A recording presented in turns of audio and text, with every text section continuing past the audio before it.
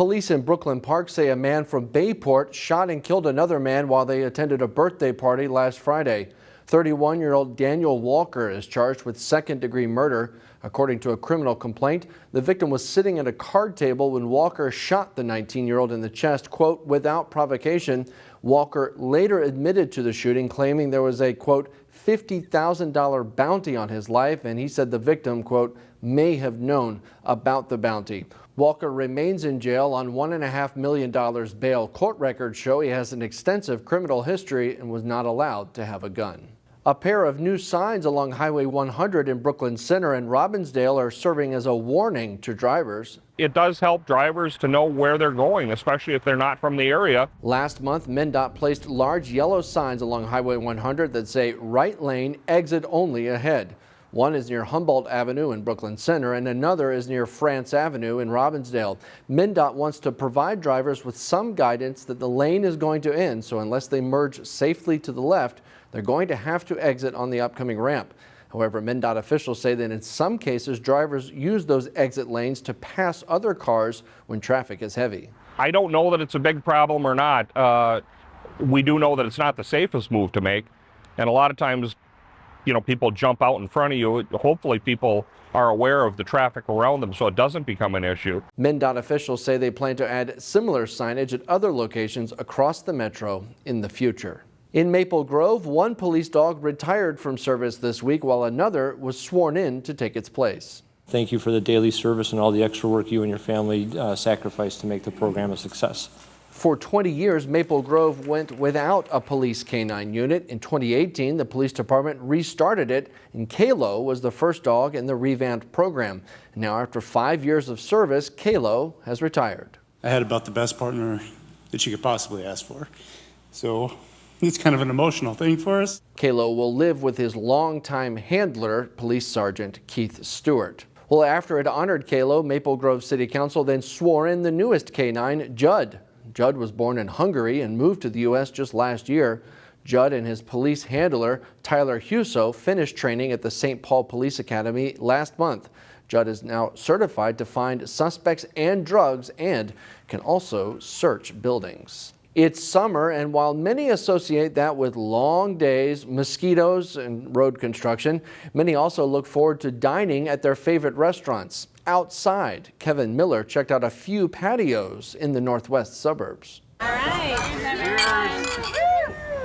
And this was all kind of started by COVID. One of the positives that came out of it, turning our parking lot into a patio for people to be able to kind of stretch out, enjoy kind of a beer garden vibe. In the days of masks and hand sanitizer, summer weather during the COVID pandemic brought a newfound passion for patios. It really just expands what we're already doing out to the outside a little bit more, and people are loving it right now. It's very open, very airy, you know, little pockets of sun if you want sun, little pockets of shade if you want shade. Many restaurants opened new or temporary patios in the past few years. It's a good vibe all the way around. They've proved to be popular with customers. It's just nice people having a quiet time, really a nice place to eat. Several restaurants in downtown Robbinsdale revamped their patios in time for the latest summer heat wave. Our number one goal is to provide a place where people can get together and relax, enjoy each other, you know, and the downtown feel here. We decided to up our patio game this year. Nouvelle Brewing just gave their patio a serious upgrade. But it really just allows people to have their own space, right? The more space you can give people,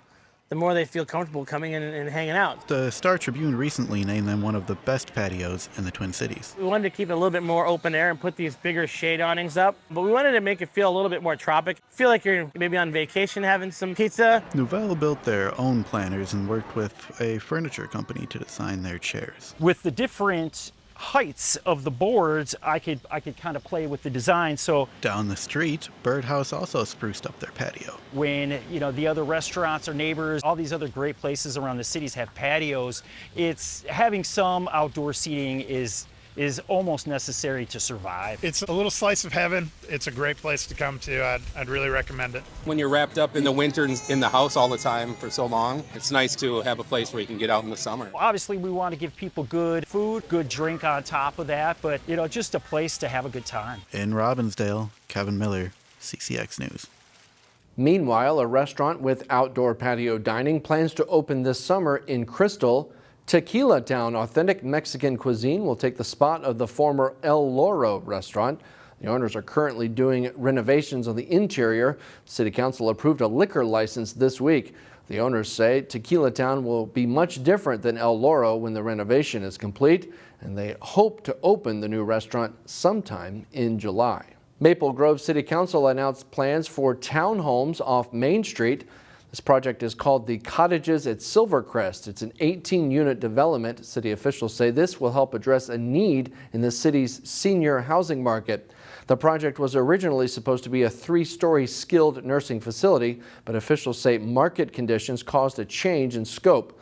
Officials say concerns are also being addressed with the neighboring Applewood Point senior community, concerns that included drainage, lighting, and architectural design. A young man with an eye towards safety brought his school a cool prize. Dylan Sudan, a student at Heritage Christian Academy, developed a fire escape plan for his house. While in 4th grade, he made a poster that took top prize in Maple Grove's fire safety poster contest. To honor Dylan's work, his school received a traveling trophy, kind of like the Stanley Cup, kind of. It's been in the community for nearly 50 years. It goes around to each winner for a year. Dylan's work is also entered into the statewide contest, where he took 4th place overall. Congratulations to Dylan.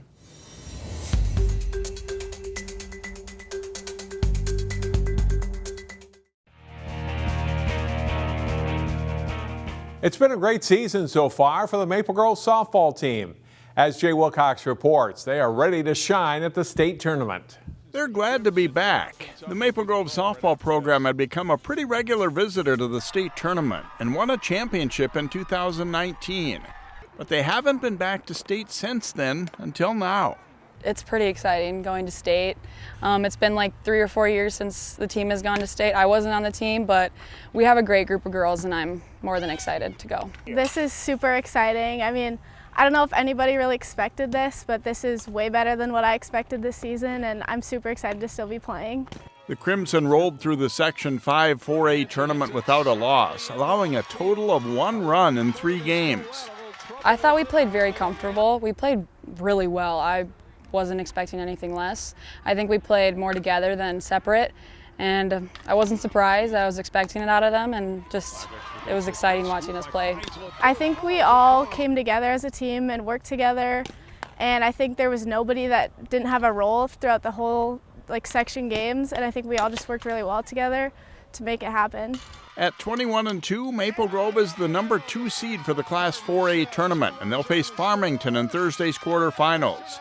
Getting the bats going is a key factor for how well they'll do in the state tournament. You know, our hitting, we just feel it coming. It's gonna have a breakout game. We're getting enough hits to win games, but I mean, we just feel like there's a little bit more in our game right now. And the kids have been working hard on their hitting and barreling up the ball and making more and better contact and better pitch selection.